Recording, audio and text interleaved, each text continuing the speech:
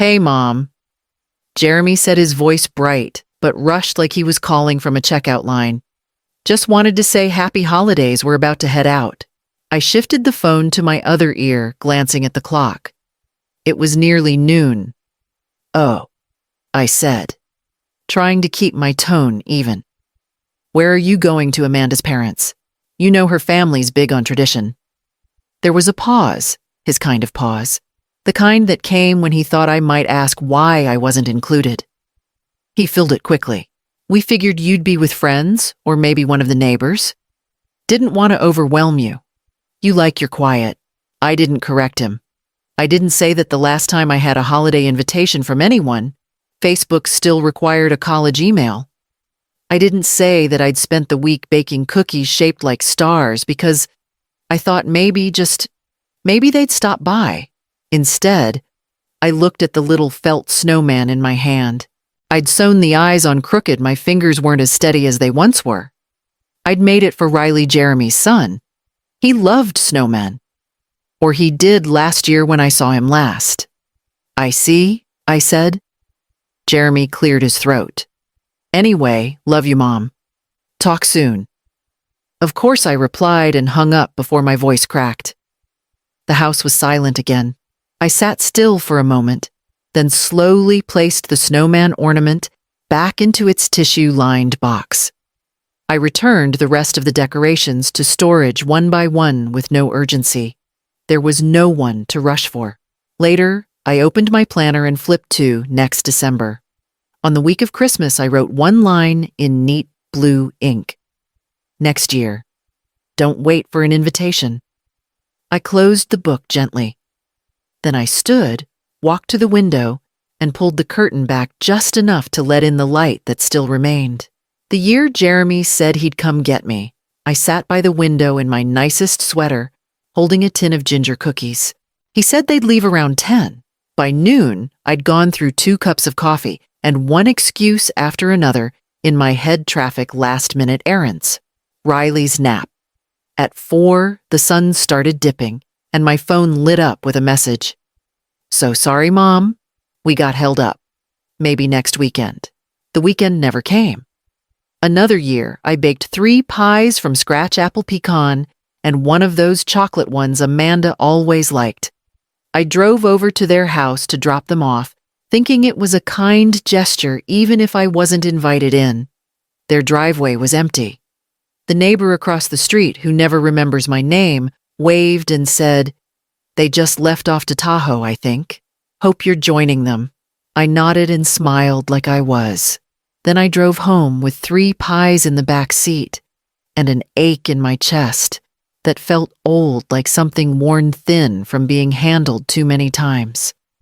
The last gift I received from them came 2 years ago. It was a candle, lavender-scented, half-burned, no tag, no note, just sitting in a reused gift bag. I knew it had probably come from someone else's house, passed along like an obligation no one wanted to hold. I didn't cry. I opened my laptop. I didn't search for flights or family getaways or how to fix relationships with adult children. I searched for something quieter.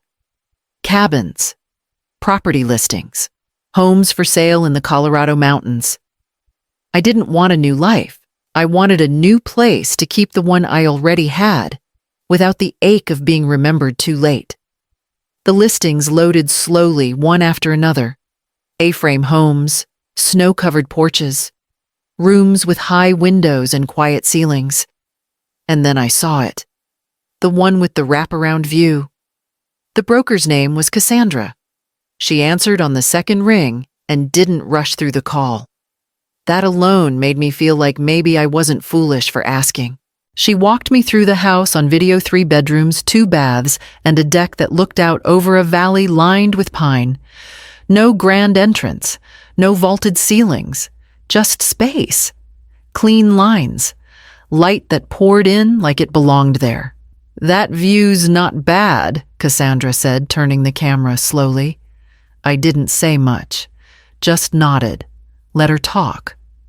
But something in me was already moving forward.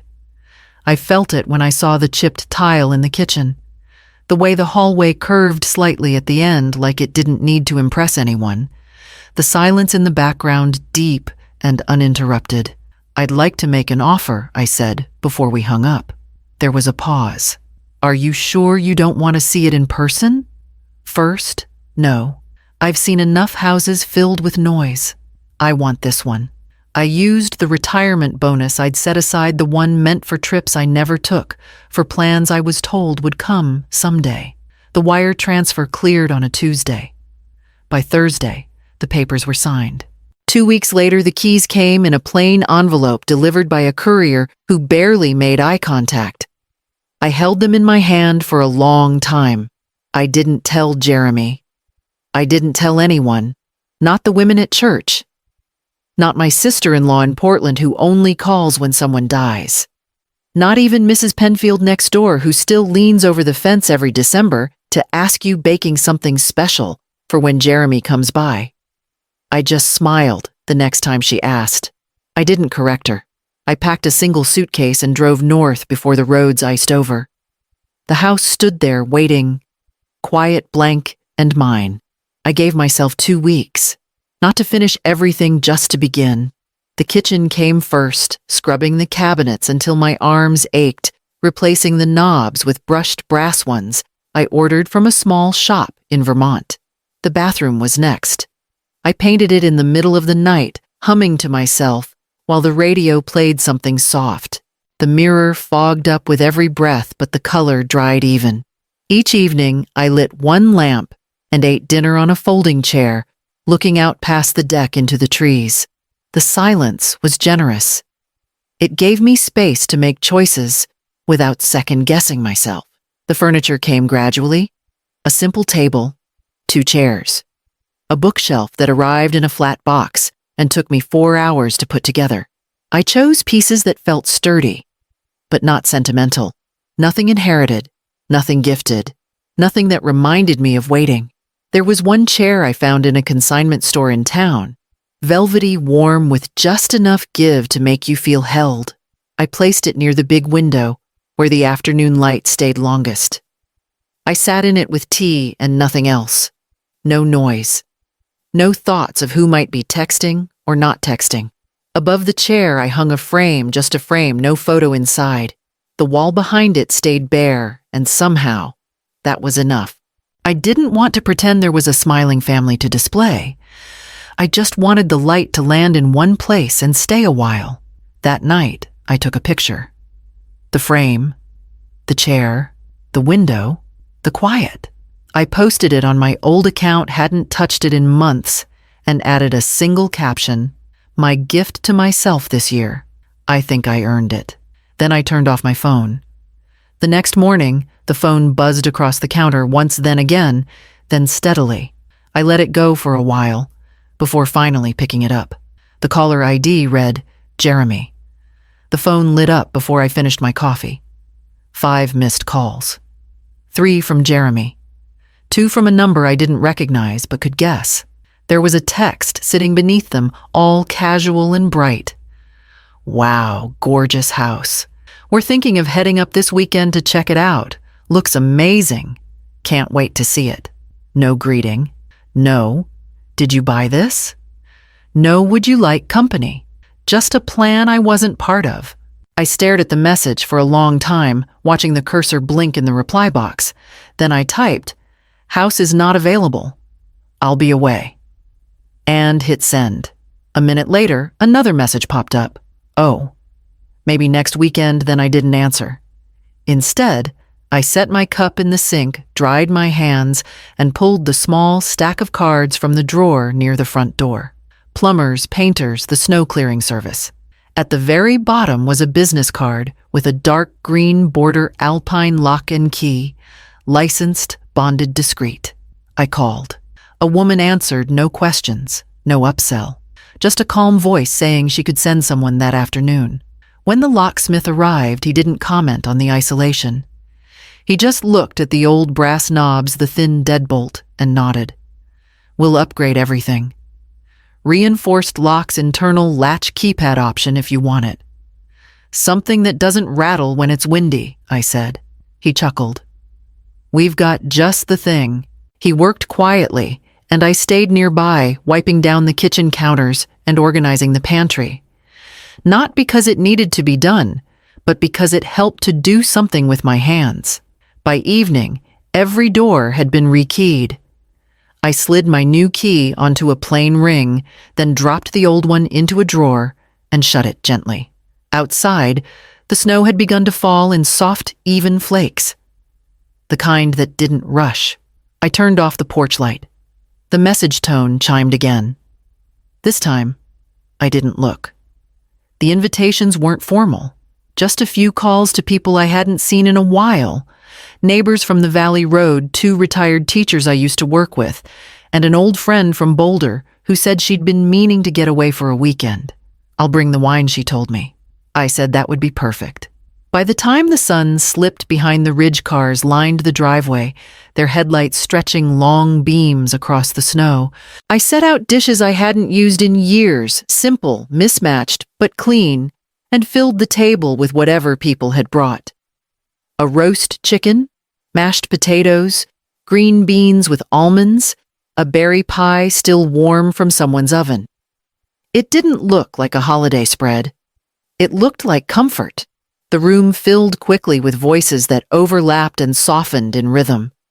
Stories of former students' garden mishaps, a flat tire on the drive up. Someone laughed so hard they had to set down their glass. For a moment, I almost forgot there was anyone I'd ever waited on to show up. When the night stretched long, we stayed at the table, not bothering with coffee or dessert.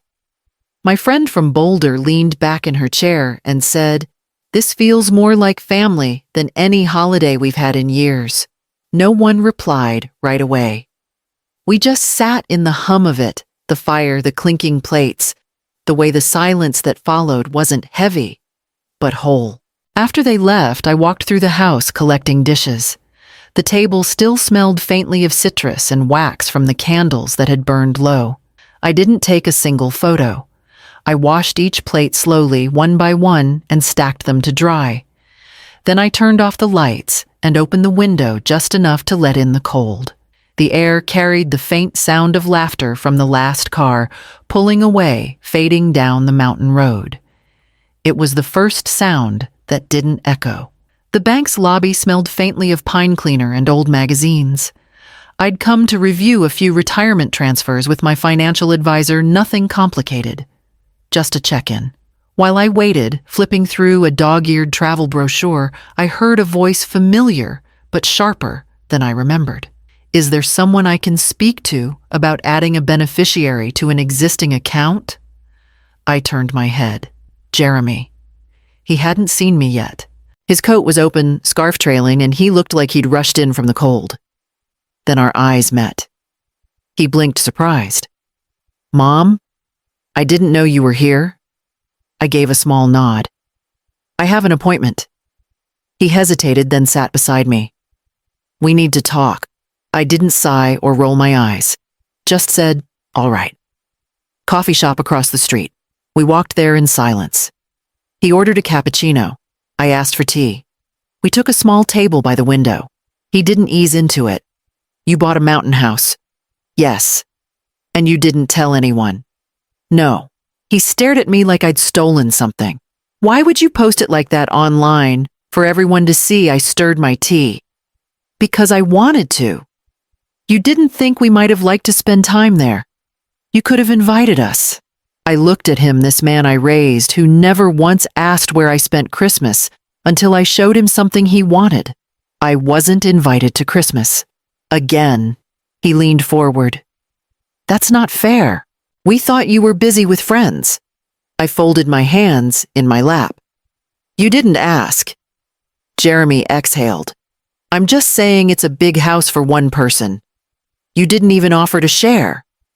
My voice stayed calm. "Because I didn't buy it for sharing. I bought it with my name. Not your needs." He looked away. I finished my tea in silence. Then I stood, gathered my coat, and left him there. The wind had picked up outside. I pulled my collar high and headed back toward the parking lot. Inside my car, I sat for a long time, letting the heater hum low. The envelope was cream-colored, thick and square, like something you'd expect a wedding invitation to arrive in. My name was handwritten in the middle. No return address. I opened it slowly, already bracing for the tone I knew too well.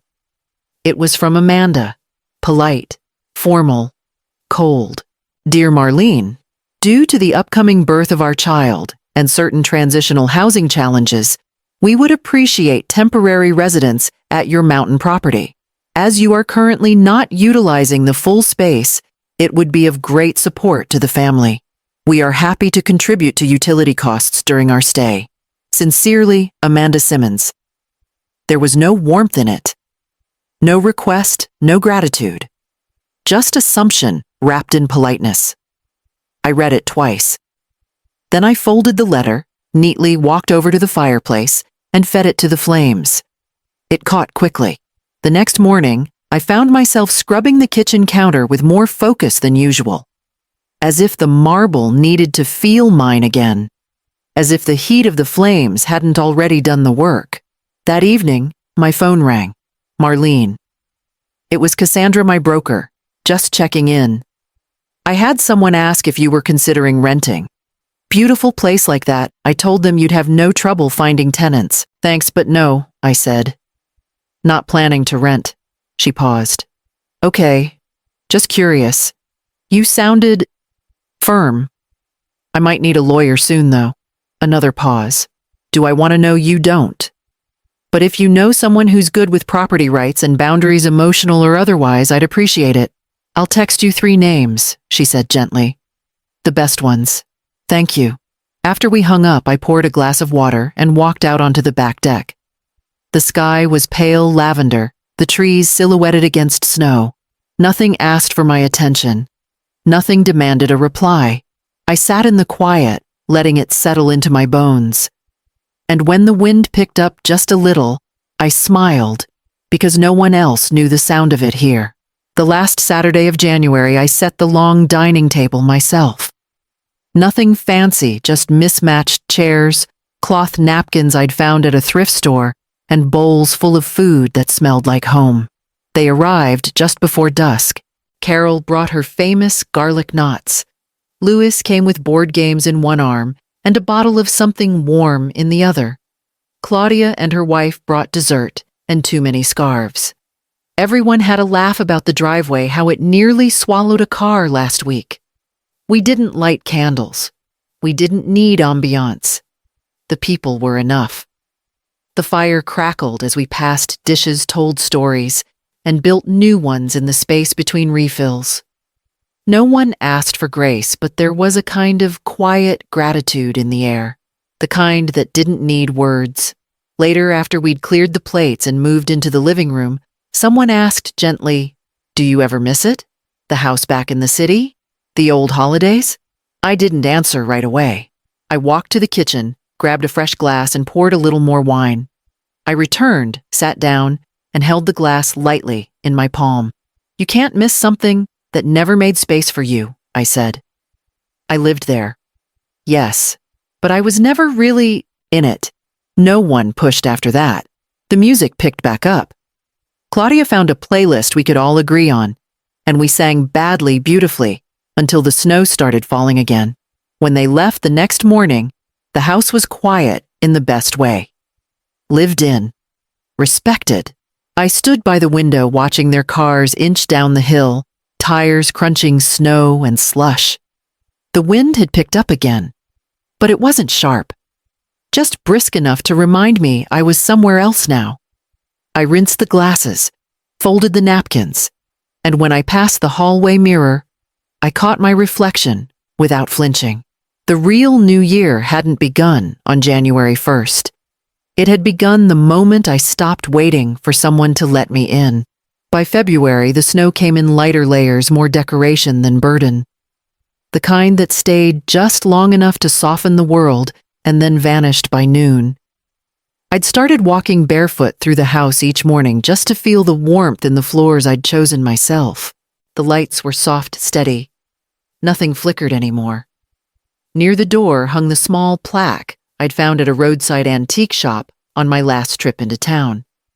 It wasn't polished or clever, just carved wood with 4 simple words: welcome, not owed.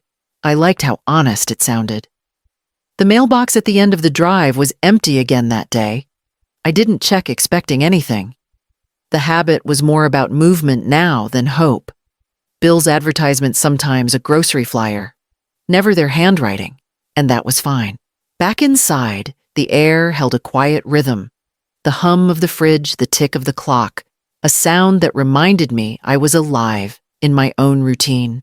I made coffee, sat at the table, and opened my planner. The pages were mostly blank except for a few notes about a doctor's appointment, a book club meeting, and a reminder to change the cabin's air filters before spring. Then I turned to December. The week of Christmas stared up at me, clean unmarked. For a moment, I held the pen above it. I didn't write names or flight times or anything that could shift at someone else's convenience. Just one word: booked. I closed the planner, rested my hand on its cover for a while, and listened to the quiet settle around me. Outside, the trees moved gently against the wind, a steady whisper that filled the silence better than any apology could. When I finally stood, I left the book on the counter and walked toward the window. The sky had cleared pale blue stretching across the ridge. I leaned against the glass, and for the first time in years, I didn't feel like something or someone was missing.